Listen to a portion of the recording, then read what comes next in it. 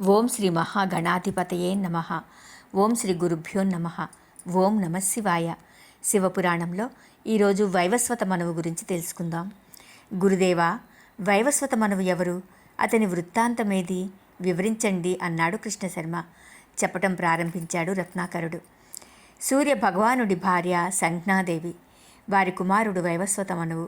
మొత్తం మనువులు 14 మంది. వారిలో 7వ వాడు వైవస్వత మనువు.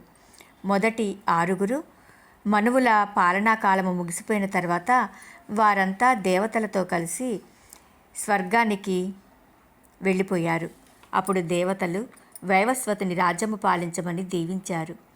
కలియుగంలోని ప్రథమ పాదంలో దేశాన్ని పాలించేవాడు వైవస్వత మనువు. మన దేశాన్ని పాలించిన వారిలో శ్రేష్టమైనవి 2వ వంశాలు: సూర్యవంశం, చంద్రవంశం. బ్రహ్మ మానసపుత్రుడు మరీచి, ఇతని కుమారుడు కశ్యపుడు. ఇతడికి వివస్వంతుడు అని కూడా పేరు. కశ్యపుని కుమారుడు సూర్యుడు.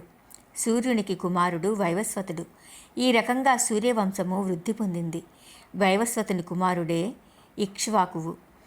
ఈ వంశంలో పృథు చక్రవర్తి, మాంధాత, పగరుడు, దిలీపుడు, భగీరథుడు, అజమహారాజు, దశరథుడు, శ్రీరామచంద్రుడు మొదలైన వారు ప్రసిద్ధులు.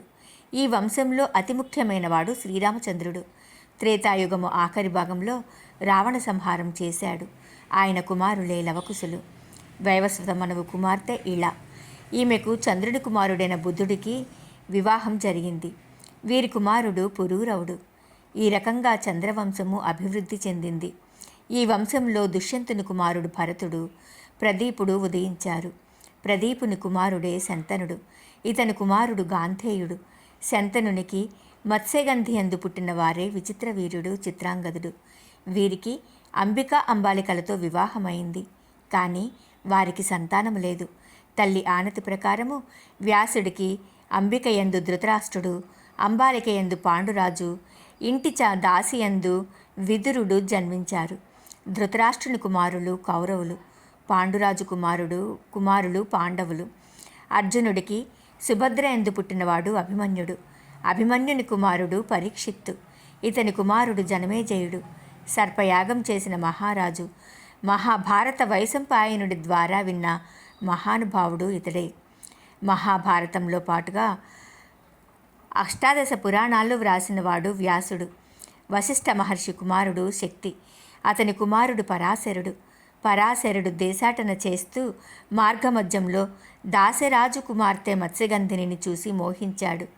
ఆమెకు అనేక వరాలిచ్చి పగటిని రాత్రిగా మార్చి తన కోరిక తీర్చుకున్నాడు. వారి కుమారుడే వ్యాసుడు.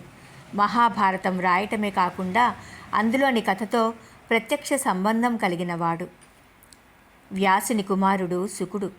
ఈ రకంగా వైవస్వత మనువు యొక్క సంతానమే సూర్యచంద్ర వంశాలుగా ప్రసిద్ధి చెందినాయి అన్నాడు రత్నాకరుడు. ఓం నమశివాయ.